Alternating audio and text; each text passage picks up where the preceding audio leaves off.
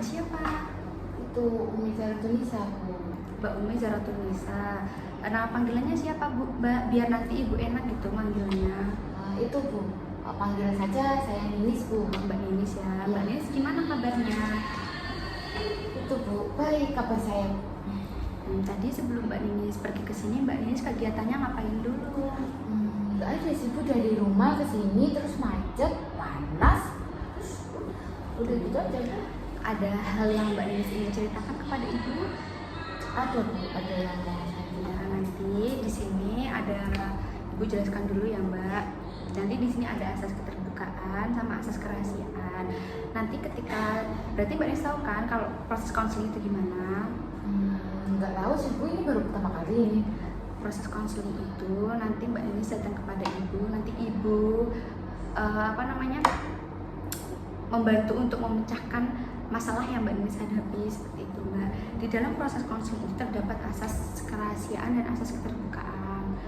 Asas kesukarelaan, asas keterbukaan, Mbak Ninis cerita masalah Mbak Ninis kepada Ibu, jangan ada yang ditutupi gitu, Mbak. Asas kerahasiaan, Mbak Ninis jangan khawatir, nanti masalah Mbak Ninis tidak akan tersebar kemana-mana kok, seperti itu. Asas kesukarelaan, kayak Mbak Ninis sudah datang ke sini, Ibu sudah menerima Mbak Ninis ke sini, itu sudah termasuk asas kesukarelaan, seperti itu, Mbak. Apa Mbak Ninis paham? Paham. Apa Mbak Ninis sudah bisa mulai bercerita? Silakan Mbak Ninis bercerita. Gini, Bu. Kan saya itu kan kuliahnya itu kan PP ya. Iya. Kayak ya saya gitu sendiri. Gara-gara itu kan saya dibelikan sepeda baru kan Ibu sama bapak saya. Jadinya ya udah saya itu PP selama kuliah sampai semester 6 ini. Terus dalam kuliah semester 6 ini, Bu, saya tuh jatuh, sering jatuh gitu kok, Bu. Jatuh pertama itu bapak saya itu kayak gara-gara saya jatuh itu kan saya langsung pulang kan. Saya kayak mengadu kayak saya habis jatuh gini dulu, terus katanya bapak saya gimana tangannya, gak apa-apa dah, gini orangnya gak apa-apa dah, gak apa-apa, tapi sepedanya. Terus bapak saya tuh bilang kayak ya udah gak apa-apa, yang penting orangnya tuh selamat, kayak gitu kok, Bu. Ya udah, terus itu kan saya berpikir kayak oh gak apa-apa toh kalau aku jatuh gini gitu kan ya, Bu. Kayak ya saya kayak ya biasa aja. Terus tiba-tiba itu saya jatuh lagi, Bu. Pokoknya yang kedua kali ya? Iya, yang kedua kali. Pokoknya saya jatuh itu sampai 4 kali. 4 kali, Mbak? Iya, saya sampai 4 kali gitu kok, Bu, jatuhnya. Tapi jatuh yang terakhir itu yang membuat saya itu kayak berpikir bapak saya ini membeda-bedakan saya, kayak gitu kok, Bu. Kejatuh ke 4 kali ini saya tuh kayak dimarahin tuh kayak sampai gimana ya, Bu, saya membuat saya tuh kayak kenapa sih bapak saya kayak gini, saya sampai nangis, saya sampai kayak nggak mau ngobrol sama bapak saya, kayak gitu kok, Bu. Kan di rumah itu kan saya tuh kayak sama kakak saya tuh gimana ya, Bu, saya merasa tuh pokoknya saya sama kakak saya tuh saya dibeda-bedakan banget sama bapak saya. Apa yang membuat Mbak Ninis berpikir kalau ayah Mbak Ninis itu membeda-bedakan Mbak Ninis dengan sang kakak? Ya kayak waktu kakak saya itu pernah mengalami kayak 4 kali atau 5 kali kayak gitu, Bu. Cuma berbeda, nggak kecelakaan kayak gitu kok, Bu. Itu tuh bapak saya tuh kayak ya udahlah, mungkin mbak saya ini gini, mungkin mbak saya gini. Sudah pernah kayak saya coba bertanya gitu kok, Bu, sama bapak saya, kok sih kakak lek di bapak kayak biasain dikasih alasan kayak ya kakakmu tuh gini sampai 5 kali kayak gitu kok, Bu. Tetapi waktu saya tuh udah kayak sampai 4 kali, tapi saya kok dimarahin kayak beda sama mbak saya gitu kok, Bu. Saya merasa itu dibedakan kayak gitu kok, Bu. Gini, Mbak Ninis tadi kan sudah jatuh 4 kali ya, Mbak? Iya. Yang terakhir itu jatuhnya agak parah dan ayah Mbak Ninis marahnya juga agak parah. 4 kali itu menurut Mbak Ninis banyak apa sedikit? Banyak sih. Nah, gini, Mbak, bayangin aja 4 kali Mbak Ninis jatuh, otomatis nggak sedikit biaya yang ayah Mbak Ninis keluarkan untuk membawa sepeda itu ke bengkel, membenarkan sepeda itu. Apalagi tadi kan Mbak Ninis bilang sampai membelikan Mbak Ninis sepeda baru ya, Mbak. Jadi wajar aja ayah Mbak Ninis tuh mungkin nggak marah, cuman ayah Mbak Ninis tuh agak lebih menegaskan lagi kepada Mbak Ninis supaya Mbak Ninis tuh ada rasa takut, seperti itu, Mbak. Mungkin Mbak Ninis berpikir kalau aku jatuh yang sekali orang tua aku biasa aja, nggak marah seperti itu kan Mbak. Iya.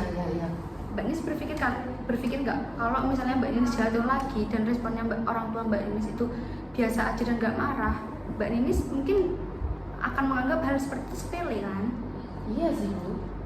Nah seperti itu Mbak. Ayah Mbak Nis itu bukan marah, benci, membedakan kepada Mbak Nis, enggak. Ayah Mbak Nis itu sayang kepada Mbak Nis.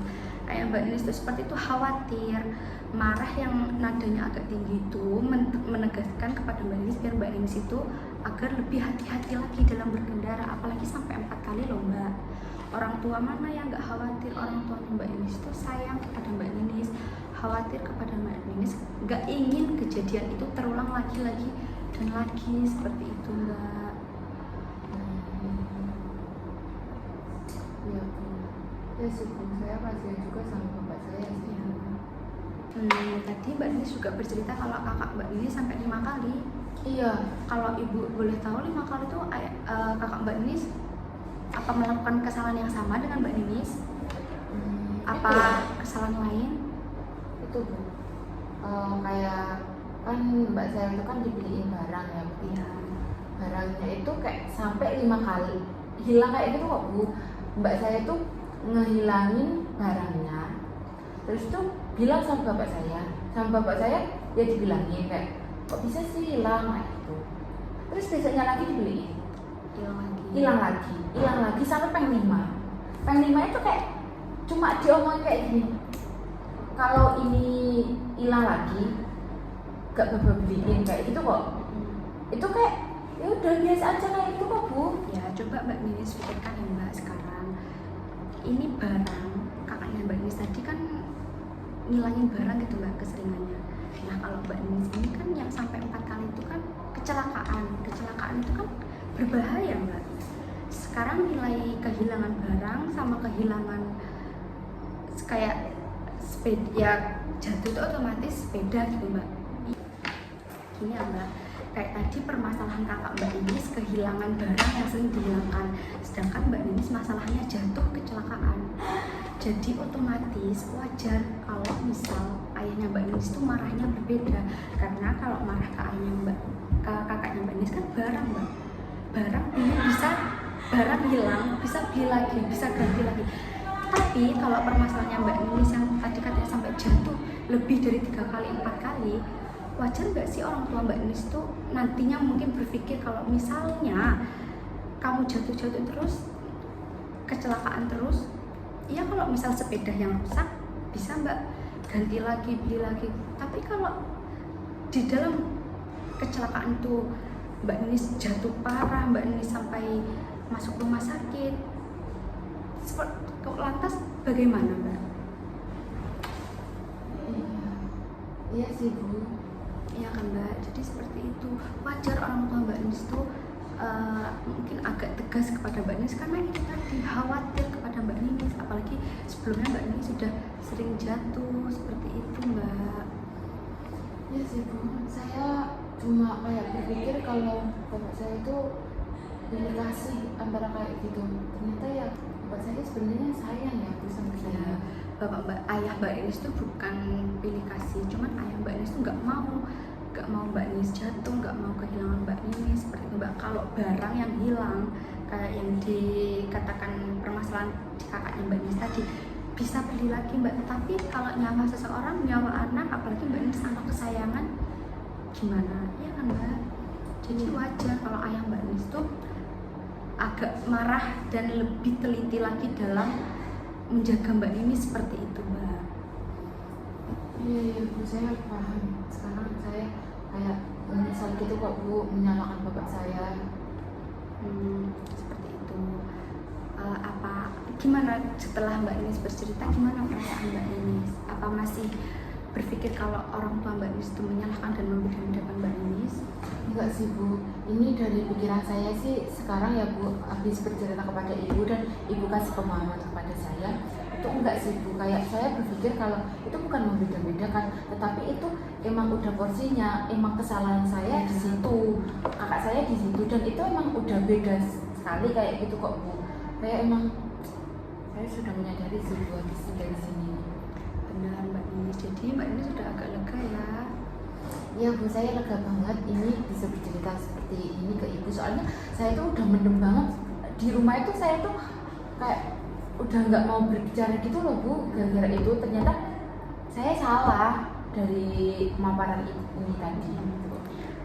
Apa ada hal yang ingin Mbak Ninis ceritakan lagi? Nggak ada sih Bu. Tapi kalau ada yang mau saya bicarakan bisa kesini lagi.